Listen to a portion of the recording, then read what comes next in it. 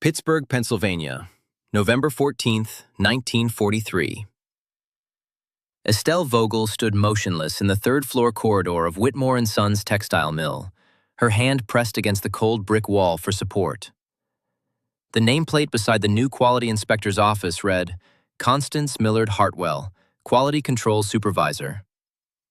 That name was supposed to be dead. Estelle knew this with absolute certainty because she had buried the woman who owned it 20 years ago in the woods outside Colton, West Virginia. The hallway tilted. The scuffed linoleum beneath her feet seemed to shift like water. Around her, the normal sounds of the mill continued. The rhythmic clatter of industrial sewing machines, the hiss of steam pipes, someone's radio playing Glenn Miller from the cutting room, the squeak of a supply cart rolling past. An ordinary Sunday afternoon shift at the mill where she'd worked for 8 years. But that brass nameplate had just turned ordinary into catastrophic. She was 38 years old. Half her life, 19 years, had been lived under stolen names. First as Constance Hartwell, then, since 1924, as Estelle Vogel. 19 years of building, creating, protecting. Her husband Marvin, 49, a tool and die maker at the Westinghouse plant. Their daughter Helen, 14, a straight-A student at Fifth Avenue High, captain of the debate team. A brick row house in Lawrenceville with a small garden, new wallpaper in the parlor, a Philco radio in the front room. Respectable Depression survivors who'd clawed their way to modest stability. A job she was good at, colleagues who respected her. The normal American life of a normal American woman. And now one brass nameplate, one ghost from the past, could destroy it all in minutes. Estelle forced her fingers to uncurl from the wall. The knuckles were white, bloodless. She had to walk past that office, had to act natural. Her shoes clicked on the linoleum as she moved forward mechanically, past the familiar doors, past the employee bulletin board where her photograph hung among the War Production Workers of the Month from February 1942. A younger face, confident smile, wearing the small American flag pin all employees received. A woman who believed the past was buried forever. The mill floor was loud and hot despite the November chill outside. Afternoon sun poured through the high factory windows, heating the air thick with machine oil and sizing chemicals. Estelle moved between the rows of industrial machines, checking work as she'd done thousands of times. Her hands automatically tested seams, checked thread tension, examined stitch quality on military contract work, duffel bags, uniform components, canvas goods for the war effort. 8 years of experience made it automatic. She could do this blind. But today her mind was spinning in an entirely different direction. Constance Millard Hartwell. The real Constance Millard Hartwell died in September 1923 in the hills outside Colton, West Virginia, a coal mining town where both girls had worked at the company store. Estelle knew this absolutely, because she had dug the shallow grave herself and covered the body with leaves and branches. She hadn't killed her. No. She had simply buried what remained after a mining company security guard finished his brutal work. 2 18-year-old girls walking home together after a church social on a warm September evening. The guard had grabbed one. The other ran, hid in the brush, listened to screams that gradually weakened into gasps, then silence. Then she, Imogene Delacroix, daughter of a French immigrant miner and his Cherokee wife, had crept back. Found her friend's body, the girl she'd known since they were both 12. Saw that the guard was gone. Understood immediately. She'd be next. The man had seen 2 girls together. He'd come looking for the witness, or he'd boast to his friends, or the company would want both girls silenced. Colton was tiny, maybe 300 souls, everyone knew everyone. There was nowhere to hide. Staying meant death. Standing over Connie's body in the moonlight, shaking with cold and terror and rage, 18-year-old Imogene Delacroix made a decision that would define the rest of her life. She buried Connie hastily, poorly, just deep enough. Took from the body what made a person real in America. A birth certificate folded in her pocket, a library card, a confirmation certificate from the Baptist church, the letter offering her a factory job in Wheeling. everything that proved you existed, and became her, became Constance Millard Hartwell. She left Colton the next morning, told her parents she'd gotten that wheeling job and had to start immediately. They believed her. Times were hard. You took work when you found it. She became Connie Hartwell, went to Wheeling, worked in a shoe factory. Then came the Great Flood of 1924, when the Ohio River rose 20 feet and half of Wheeling went underwater. Records destroyed, lives scrambled. In that chaos, she found papers in a flooded boarding house. Estelle Marion Vogel, born 1905, parents deceased, no living relatives. Perfect. She became Estelle. Got work in Pittsburgh's booming textile mills. Met Marvin Vogel in 1926 at a union dance. Solid, serious, 12 years older, a skilled tradesman who fell hard for the quiet girl with careful eyes. They married in 1927. Helen was born in 1929, just before the crash. They survived the Depression through Marvin's skills and Estelle's relentless thrift. When war came, both found steady work in defense production, built a real life. Honest, decent, American. For 19 years, she had been Estelle Vogel, not playing a part, being her. Loving her husband, raising her daughter, working hard, paying taxes, buying war bonds. She'd buried the past so deep that sometimes she forgot who she'd been. Imogene Delacroix died in those West Virginia woods along with Connie Hartwell. Only Estelle remained. Until today. She spent her lunch break in the corner of the mill cafeteria, hiding behind a newspaper. Couldn't eat. The Spam sandwich sat untouched, turning dry. Estelle pretended to read an article about the Italian campaign, but saw only that nameplate. Constance Millard Hartwell. Same first name, same middle name, same surname. Could it be coincidence? Someone with the identical name? What were the odds that now, here, to this specific Pittsburgh mill, would come a woman with that exact combination? 1 in a million? 1 in 10 million? Estelle didn't believe in coincidence. 19 years of living with fear had taught her to see patterns where others saw accident. She folded the newspaper with trembling hands, hid them in her lap. She had to see this woman, had to understand who she was and what she wanted, had to look into her eyes. At 3 o'clock, management called all employees to the assembly area on the main floor. Routine wartime procedure. The plant manager introducing new hires. There were 5.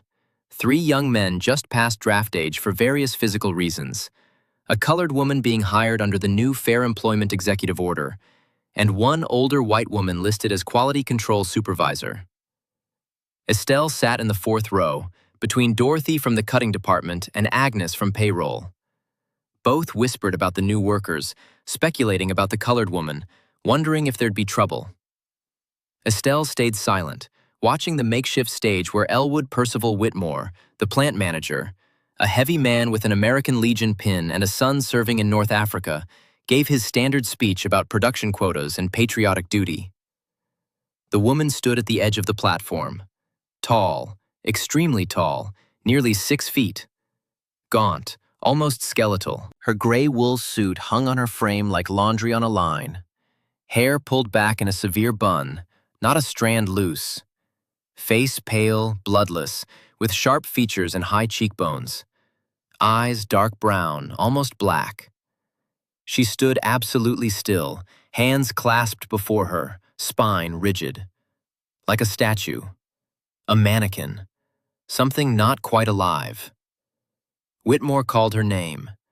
Constance Millard Hartwell, age 43, college education from West Virginia State Teachers College in Fairmont, class of 1922, worked in textile quality control in Wheeling, Charleston, and Huntington. Excellent references. Extensive experience in military contract compliance. Would oversee quality standards for their Navy contract work. Applause. The woman on the platform nodded once, mechanically. Didn't smile. Didn't even attempt warmth or gratitude.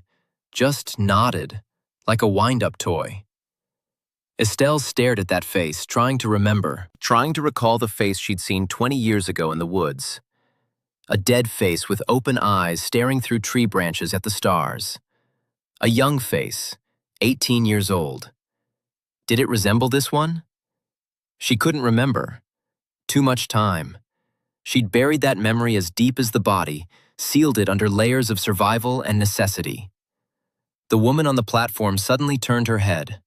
Her gaze swept the crowd, the rows, the faces. Stopped on Estelle. Locked.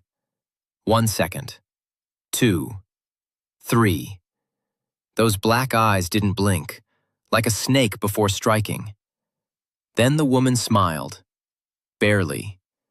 The corners of her mouth lifted perhaps a millimeter, but something in that smile sent ice down Estelle's spine. A coldness that spread from her neck to her tailbone. She knows. She knows. This isn't coincidence. After the meeting, Estelle slipped out fast, didn't wait for the crowd to disperse. Pushed between rows, hit the corridor, headed for the exit, almost running. Her heels beat a panicked rhythm on the floor. She had to leave, had to get home, lock the door, hide, think, figure out what to do. Quote 1. The voice stopped her at the exit door, her hand already on the push bar. Estelle froze, turned slowly, forcing herself. The new supervisor stood 10 feet away in that same rigid posture. Straight spine, clasped hands, mannequin. Underscore, underscore, quote, underscore, 2, underscore, underscore. Her voice was quiet, flat, emotionless. Quote 3. Estelle felt the floor drop away. The walls seemed to bend. Quote 4. Quote 5. The woman nodded. Quote 6. She took a step forward, then another. Estelle backed against the door. Quote 7. The woman continued. Quote 8. Quote 9. Estelle managed. Quote 10. Quote 11. The woman tilted her head, bird-like, studying prey. Quote 12. Estelle shoved the door open, stumbled into the cold November afternoon. She half ran down the street toward the trolley stop. Behind her, she heard quiet laughter. Very quiet, barely audible, but it followed her to the trolley, through the ride home, all the way to her front door. The house on Dearborn Street was narrow, 3 stories of red brick squeezed between identical houses in a working-class neighborhood that had seen better days before the Depression. But it was theirs. $26 a month on the mortgage, almost paid off. Helen would be home from school soon. Marvin wouldn't be back from the plant until after midnight. They were running round-the-clock shifts on some rush defense contract. Estelle locked the door, leaned against it, and let herself shake. 19 years of careful control disintegrating in minutes. The front room looked exactly as she'd left it this morning. Helen's homework on the dining table, Marvin's newspaper folded beside his reading chair, her knitting basket, photographs on the mantel, their wedding picture from 1927, Helen's school portraits, Marvin in his Union badge, the small American flag she kept year-round since Pearl Harbor. A normal American home. Built on lies, but real nonetheless. The love was real. The family was real. Only the foundation was false. She moved to the kitchen, put the kettle on mechanically. Her hands still shook. Through the window, she could see Mrs. Kowalski hanging laundry next door, though it was nearly dark. The woman waved. Estelle waved back, forcing normalcy. Think. Think clearly. What does she want? Constance Hartwell had an older sister. Estelle had known that, vaguely. Connie had mentioned a sister once or twice, someone married, living in Charleston maybe. But Estelle had never met her, didn't know her name. And now that sister was here, using her dead sister's identity as some kind of cruel mirror, taking Connie's name the way Estelle had, forcing Estelle to confront what she'd done. The symbolism was deliberate, calculated. The sister wanted Estelle to feel what it was like to see a ghost wearing a stolen face. How? How did she find me? The answer came slowly, piece by piece. Social Security records, introduced in 1935. Estelle had registered using the Vogel name naturally, but someone searching for Constance Hartwell might have access to old records from Wheeling, employer records, city directories, boarding house registries. The flood destroyed a lot, but not everything. A determined person with time and resources could trace a path. Wheeling to Pittsburgh. Constance Hartwell to Estelle Vogel. Follow employment records, union membership, war bond registrations. It would take years. 20 years, apparently. What does she want? Revenge? Justice? To destroy my life? The kettle screamed. Estelle poured tea with shaking hands, sat at the kitchen table, forced herself to think methodically. She could run, pack a bag, take Helen, leave. But where? Wartime America meant identity checks, ration cards, draft boards, defense plant background investigations. The FBI watching for saboteurs and spies. You couldn't just disappear anymore, not like in 1924. She could deny everything, stick to her story. She was Estelle Vogel, had papers proving it. But if this woman went to the police with her story, even if they couldn't prove anything, the investigation would destroy her life. The questions, the suspicion, the scandal. Marvin would know something was wrong. Helen would know. The neighbors would whisper. Her job would be gone. Defense plants didn't keep workers under any cloud of suspicion. She could tell Marvin the truth, confess before the woman exposed her. But what would he do? Marvin was fundamentally decent, fundamentally honest. He'd reported a shoplifter to the police once, even though the man was a neighbor fallen on hard times. He believed in rules, in law, in doing right. Could he accept that his wife was living under a stolen identity? That their marriage license was a fraud? That Helen might technically be illegitimate because Estelle Vogel didn't legally exist? The front door opened. Helen's voice. "Mom, I'm home." Estelle wiped her eyes quickly, composed her face. "In the kitchen, honey." Helen appeared, 14 and beautiful despite cheap clothes and home-cut hair. Smart as a whip, passionate about everything, wanted to go to college, study law maybe, or journalism. She had Marvin's logical mind and Estelle's determination, plus something neither parent had: absolute confidence in her own future. "You look tired, Mom. Bad day?" "Just a long shift. How was school?" Helen launched into an animated description of the debate team's preparations for a competition, something about arguing the affirmative on post-war international cooperation. Estelle listened, responded automatically, her mind split between her daughter's bright future and the darkness threatening to destroy it. After dinner, fried spam, canned green beans, mashed potatoes stretched with powdered milk, Helen went upstairs to study. Estelle washed dishes, listening to the radio. War news from Italy, a soap commercial, then the local news, a brief item about increased production at area defense plants, a reminder about the scrap metal drive, a notice that the USO dance scheduled for Friday had been moved to Saturday. Normal. Everything so terribly normal. And fragile. So fragile. She dried the last dish, put it away, and found herself staring at the small framed photograph on the shelf above the sink. Her wedding day, 1927. Marvin in his good suit, her in a borrowed white dress, both of them young and solemn and hopeful. She'd loved him even then. Still did. He was kind, steady, loyal. He worked himself to exhaustion to provide for them. Never raised his voice, never raised a hand, even during the worst Depression years when they'd lived on oatmeal and hope. He deserves the truth. He deserves better than a lie. But telling him meant losing him. She was certain of that. Marvin would try to understand, he'd want to, but in the end, he couldn't accept such a fundamental deception. 19 years of marriage built on a false foundation. He'd feel betrayed. He'd be right to feel betrayed. Estelle sat at the kitchen table until nearly midnight when she heard Marvin's key in the lock. He came in exhausted, smelling of machine oil and metal shavings. She heated leftover dinner, watched him eat, listened to him talk about production problems and union politics. His voice was hoarse from 12 hours in the plant. When he asked about her day, she said it was fine, just routine. He believed her. Why wouldn't he?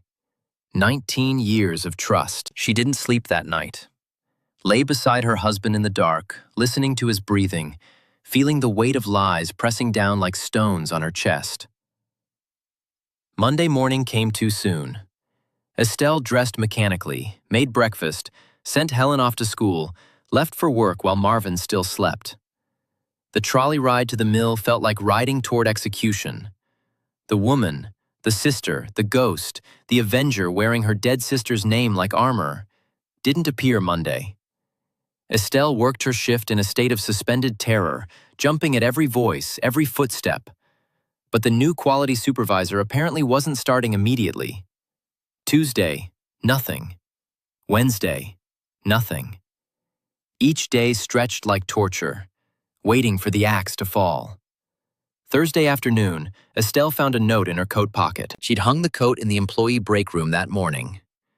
When she reached for it at end of shift, there it was, a small square of paper, folded once. We need to talk. Alone. McGinty's Tavern, corner of 40th and Butler. Saturday, 2 p.m. Come alone or I go to your husband Monday morning. C.H. Estelle's vision grayed at the edges. She crumpled the note, shoved it deep in her purse, and fled the building. Saturday afternoon. Marvin would be working a half shift. Helen had debate practice until 4. She could go, could meet this woman, could hear whatever demands were coming. Or she could run. Take Helen, empty their small savings, buy bus tickets to somewhere far. California, maybe. Oregon. Somewhere they could disappear into wartime anonymity. But running meant abandoning Marvin, destroying Helen's education and future, living on the run forever. And it wouldn't work. Not in 1943. Not with Social Security and ration cards and FBI background checks everywhere. She had to face this. Had to know what the woman wanted. McGinty's Tavern was a working-class neighborhood place, dark and beery and loud with steelworkers and union men. Not somewhere women usually went alone. But wartime had changed rules. Estelle pushed through the door at 2 o'clock sharp, squinting in the dim interior. The woman sat in a back booth, nursing what looked like ginger ale. No alcohol. Pennsylvania had strange liquor laws, and women didn't drink in public much anyway, despite the war changes. She wore the same gray suit, same severe hair. When Estelle approached, those dark eyes lifted, emotionless. Sit. Estelle sat. The booth was cracked red vinyl, sticky with old beer. The place smelled of cigarettes and grease. A radio played Tommy Dorsey quietly in the background. What do you want? Estelle kept her voice low, steady. Amazing how calm she sounded when her insides were churning. What do I want? The woman smiled that minimal, terrifying smile. Justice. 20 years late, but justice nonetheless. I didn't kill your sister. No. You just stole her life. Used her identity like a coat you borrowed and never returned. Built yourself a nice, comfortable existence on her corpse. The voice stayed flat, but something flickered in those eyes. Rage, maybe. Or pain so old it had calcified. I was 18 years old. I was terrified. A man murdered her and I thought I'd be next. I did what I had to do to survive. Survive. The woman repeated the word like it tasted bad. Yes, you survived. Very well. Husband, daughter, house, job, respect. All built on my sister's stolen papers. While she rotted in an unmarked grave in the woods until I found her 3 years later and brought her home for proper burial. She found the body. That explains some things. The sister had gone looking, had found what was left after 3 years. had spent the next 17 years tracking the woman who'd taken Connie's identity. "I'm sorry," Estelle said, and meant it. "I'm genuinely sorry. I was young and scared, and I made a terrible choice. But I can't change it now. What do you want? Money? I don't have much, but—" "Money?" The woman laughed, a short, harsh sound. "You think this is about money? My sister is dead. Your money won't bring her back." "Then what? What's your real name? Why are you using hers?" The woman leaned forward. In the dim tavern light, her face looked skull-like, shadows pooling in her eye sockets. "My name is Vera. Vera Hartwell Miller.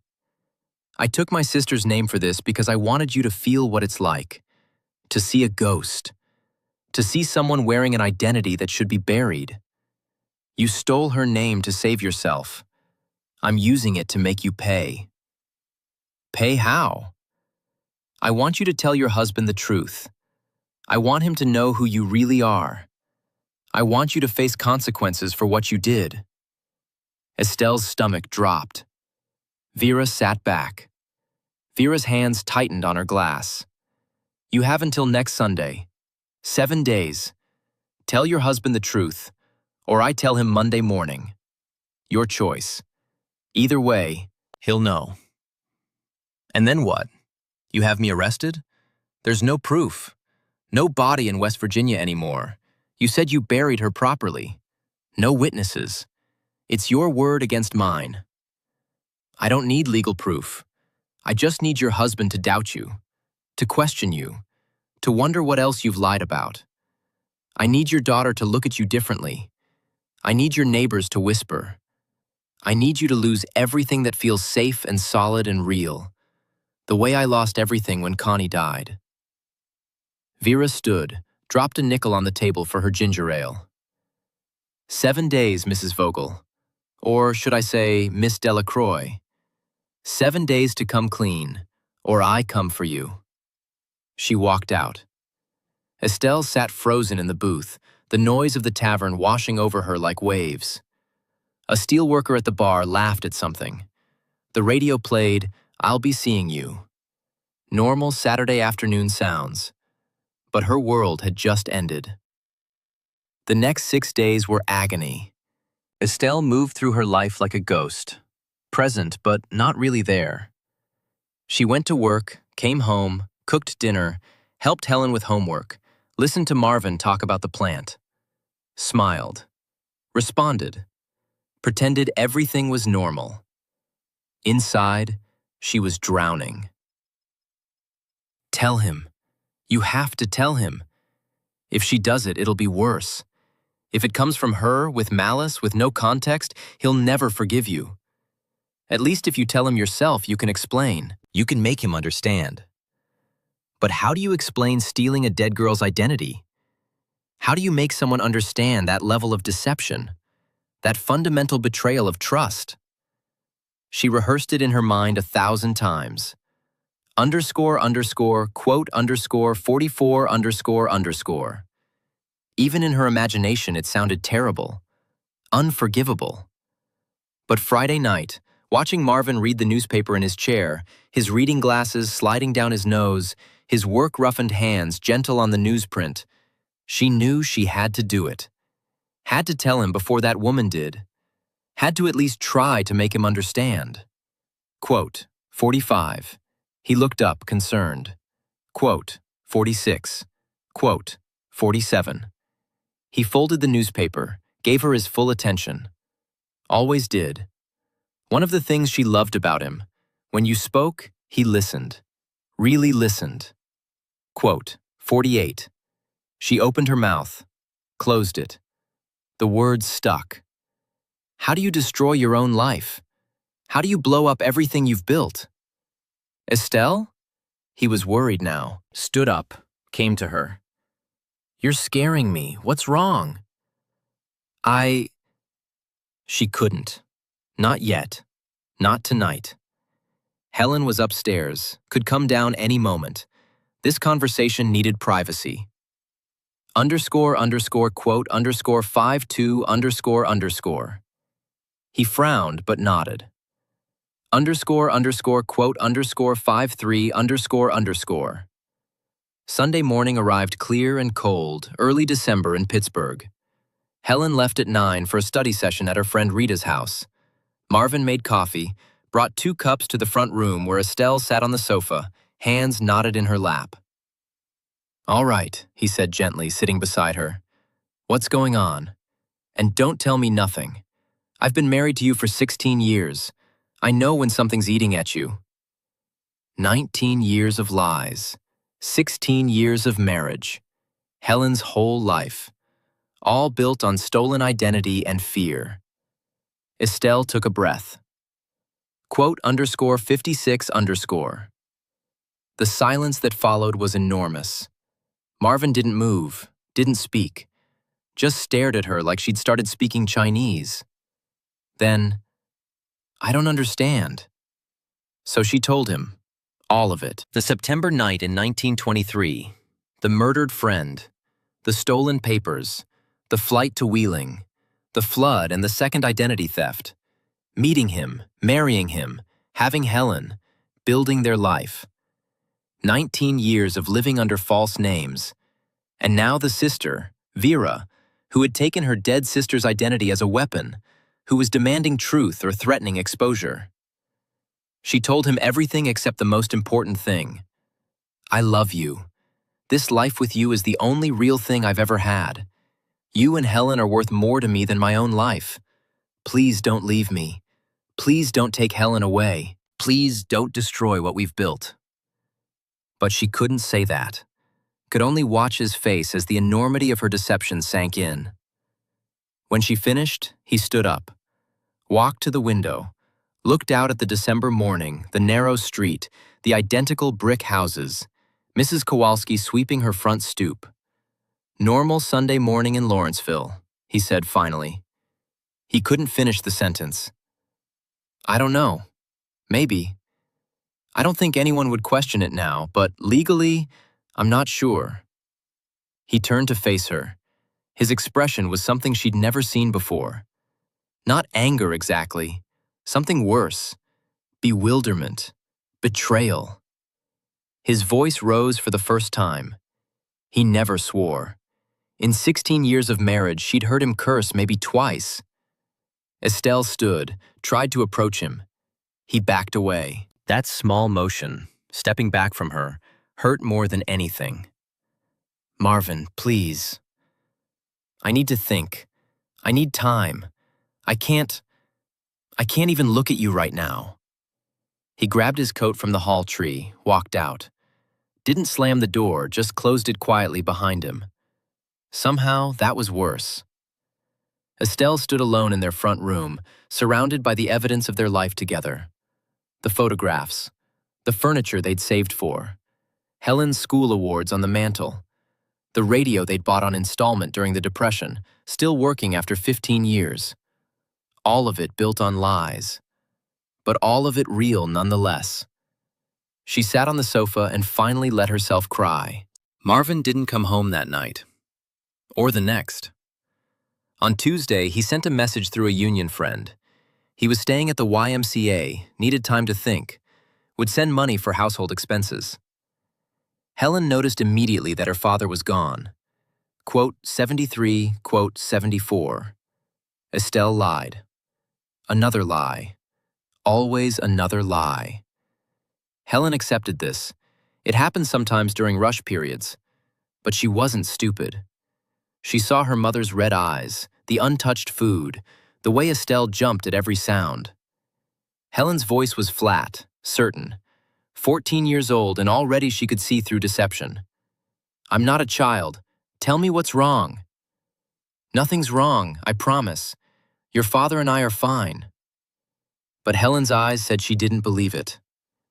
On Wednesday, Vera appeared at the mill. Estelle saw her across the factory floor talking to the plant manager, saw her point toward Estelle's station, saw Whitmore nod, make notes. At the end of shift, Whitmore called Estelle to his office. Underscore underscore quote underscore 81 underscore underscore. The investigation was beginning. Background check, questions about her past, where she was born, school records, employment history before Pittsburgh, all the things she'd avoided for 19 years. Of course, Mr. Whitmore, I'm happy to answer any questions. But she wasn't, because every answer would be a lie or an admission, and either way she'd lose her job, lose her security clearance, possibly face prosecution for fraud, for using false papers, for all the many crimes her survival had required. That night, alone in her house, Marvin still at the YMCA, Helen upstairs doing homework, Estelle took the photograph of her wedding day from the shelf, studied the young faces, the hope in their eyes. I'm sorry, she thought. I'm so sorry. I tried to build something real. I tried to be a good wife, a good mother. I tried to make up for the theft and the lies. But it wasn't enough. It's never enough. She should have known the past couldn't stay buried. The war had changed everything, brought background checks, security clearances, federal oversight. The chaos that had let her disappear in 1924 was gone. In 1943, America kept records, tracked people, required proof. The knock on her door came at 7 o'clock. She opened it expecting the police, or maybe the FBI. But it was Marvin. He looked terrible, haggard, unshaven, exhausted, but his eyes were clearer than they'd been Sunday. She stepped aside. He entered, took off his hat, sat in his usual chair. Old habits. Quote 84, quote, he said. Quote 85, quote. Estelle sat across from him, hands folded, waiting for the judgment. For the divorce papers. For the end. Quote 86, he continued. Quote 87. Quote 88. Quote 89. He paused. Quote 90. Hope flickered, dangerous. Quote 91. Quote 92. His voice was firm. Quote 93. Tears ran down Estelle's face. She didn't wipe them away, Marvin said. He stood, crossed to her, took her hands. His were rough, calloused, warm, real. Quote 101, quote, he said honestly. Quote 102, quote. Estelle pulled him close, buried her face in his chest and sobbed. Relief and grief and gratitude and shame all mixed together. Quote 103, she whispered.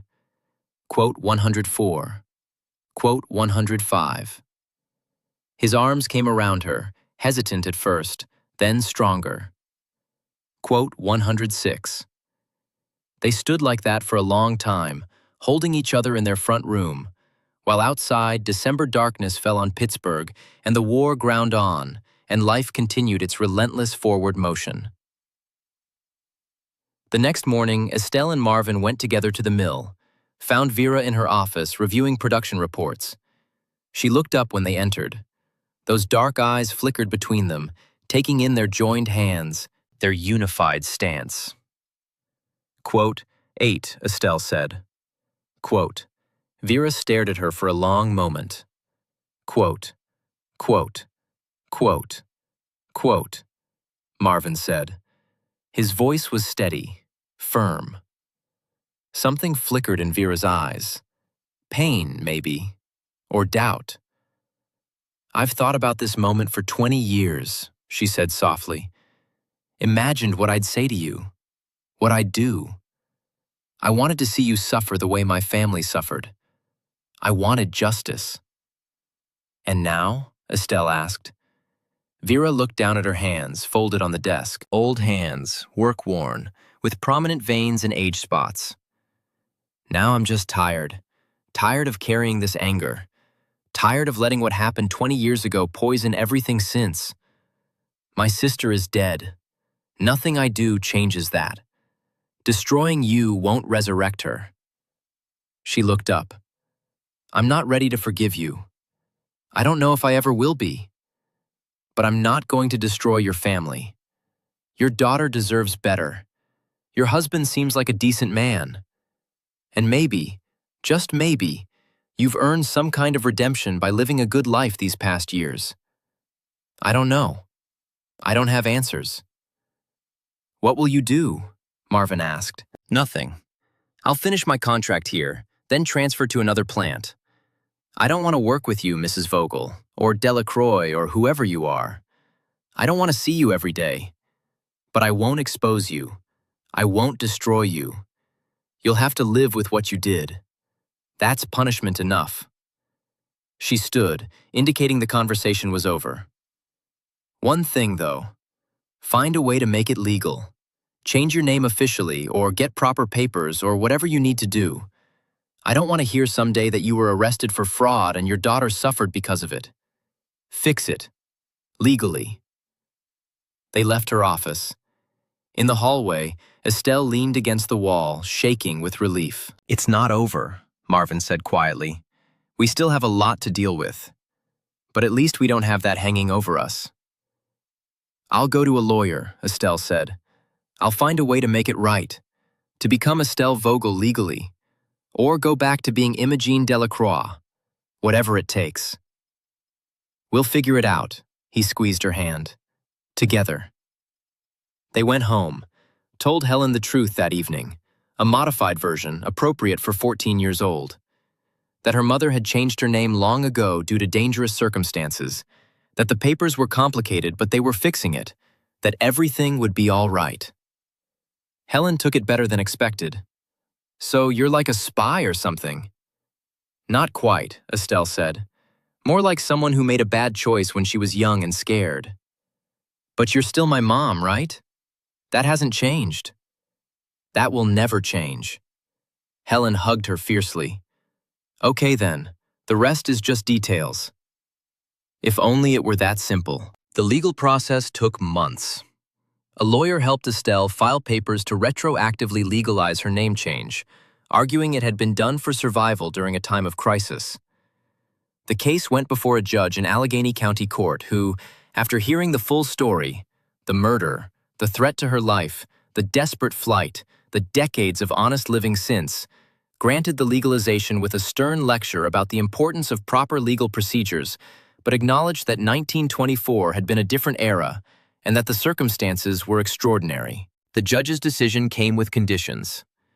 Estelle would need to register with Social Security under her legal name, update all official documents, and maintain clean records going forward. No criminal charges would be filed, given the passage of time and lack of fraudulent intent for financial gain. Estelle lost her job at the mill. Security clearance revoked, too much risk for defense work. The FBI investigation cleared her of espionage concerns, but flagged her file permanently. She found employment at a smaller garment factory making civilian clothes. Less pay, but honest work. Marvin's income kept them afloat. Their marriage rebuilt slowly, painfully. Trust doesn't return overnight. Marvin had questions, doubts, moments when he looked at her like she was a stranger. There were arguments, tears, nights when they slept with space between them in the bed. But he stayed. He worked at it. They both did. Helen thrived despite everything. Got into the University of Pittsburgh in 1947 on a partial scholarship, worked part-time to cover the rest, studied journalism.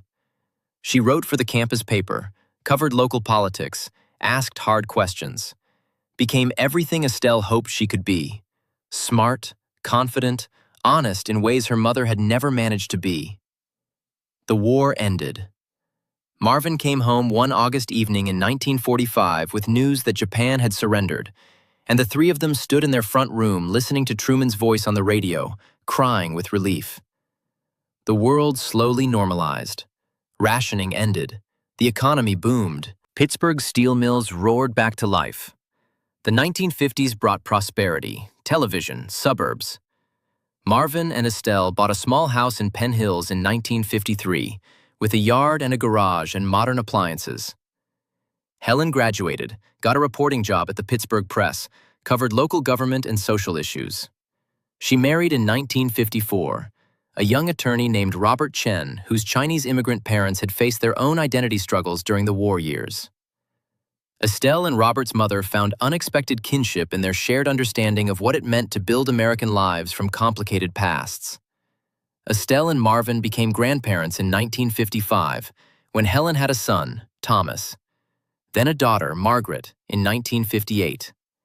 The grandchildren filled their Penn Hills house with noise and laughter and the kind of uncomplicated joy that comes from innocence. Estelle never forgot what she'd done, carried it like a weight, always.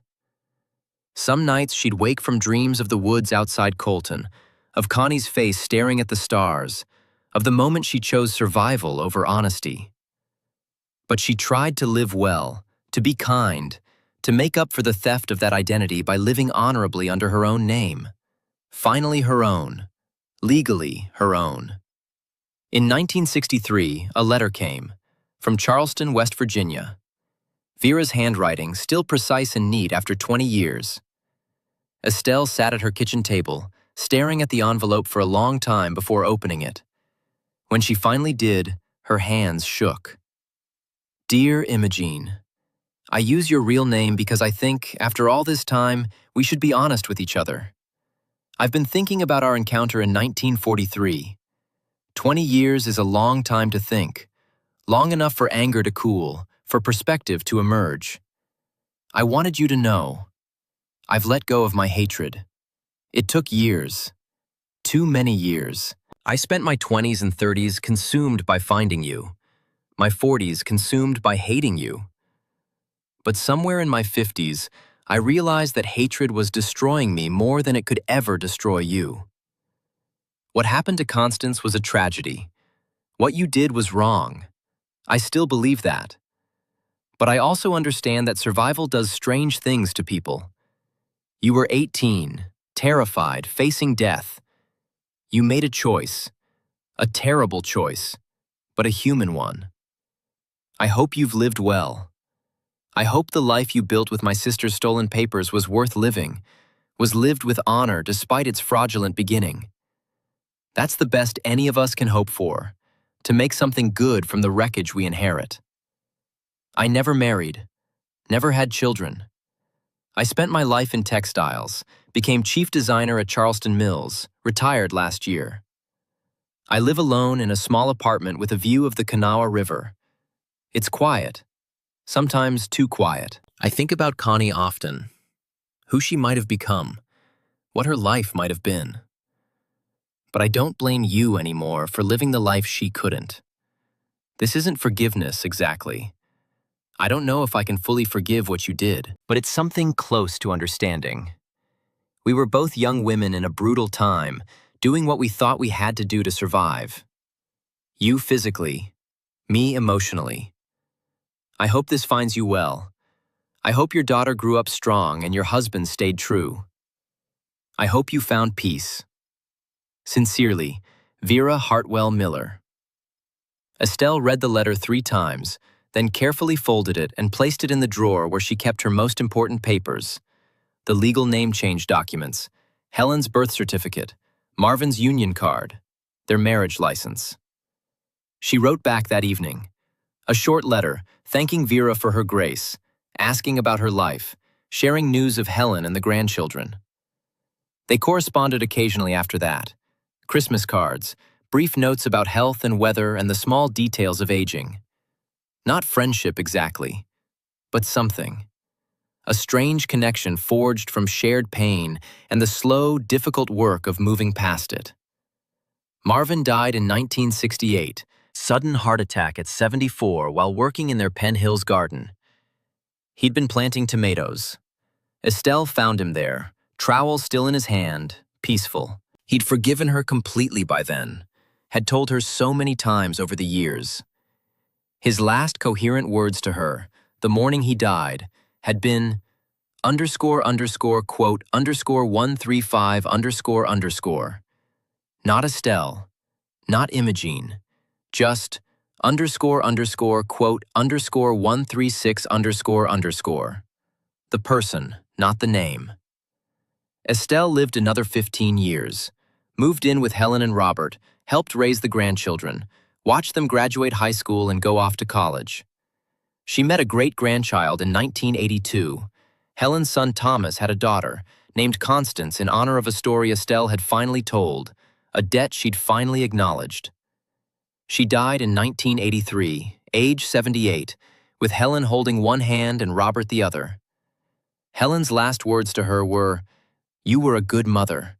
Whatever else you were a good mother." At the funeral, an elderly woman appeared, thin, silver-haired, with those same dark eyes, now faded but still recognizable. Vera Hartwell Miller, 83 years old, traveled from Charleston despite her age and failing health. She stood at the back during the service, placed a white rose on the casket afterward. Helen approached her, uncertain. "Miss Miller? I'm Helen Chen, Estelle's daughter." Vera looked at her with those ancient eyes. "I know who you are. I wanted to pay my respects. Your mother and I, we had a complicated history, but she lived well in the end. That matters. Thank you for coming." "Thank her for you," Vera said simply, "for raising you right despite everything. That's the best legacy anyone can leave." She walked away slowly, leaning on a cane. Helen watched her go, understanding without fully understanding, knowing without fully knowing the weight of the past her mother had carried all those years. The gravestone in Penn Hills Cemetery read, Estelle Marion Vogel, née Imogene Delacroix, 1905 to 1983. Beloved wife, mother, grandmother. She lived with courage and died with peace. Her birth name and her stolen names, both acknowledged. The lies and the truth, finally reconciled in stone. And in a cemetery in Colton, West Virginia, another grave, tended now by the Historical Society. Constance Millard Hartwell, 1905 to 1923. Gone too soon, but not forgotten. May she rest in the peace denied her in life. 2 women, 3 names, 1 story. A story about how the past cannot be buried forever, only faced. About how guilt follows us through decades, but forgiveness, real forgiveness, is possible if we're brave enough to seek it and wise enough to offer it. About how violence and fear break people, force impossible choices, leave scars that never fully heal but can, eventually, fade to bearable aches. A story about survival, redemption, and the long, hard work of making peace with the person you became when you did what you had to do. This story happened in America 80 years ago. The names have been changed to protect the descendants. The details reconstructed from fragments of memory and historical records. But the truth remains. Sometimes people do terrible things to survive, and then they spend the rest of their lives trying to become someone who deserves to have survived. Someone who earns the gift of those extra years through kindness, through honesty in all the ways that become possible, through building something real from stolen foundations. Estelle did that. Not perfectly, not without pain, not without cost to herself and others, but she did it. And in the end, those who mattered most forgave her. Even Vera, the sister who had every right to destroy her, chose mercy instead of vengeance, chose to let go of hatred before it consumed her completely. Maybe that's the real story. Not about the theft, but about the forgiveness. Not about the lie, but about the truth that finally, painfully, emerged into daylight. Not about the past, but about the long journey toward redemption and the courage required to walk it. Because in the end, we all carry crosses, heavy, painful, our own. The weight of our choices, our mistakes, our survival.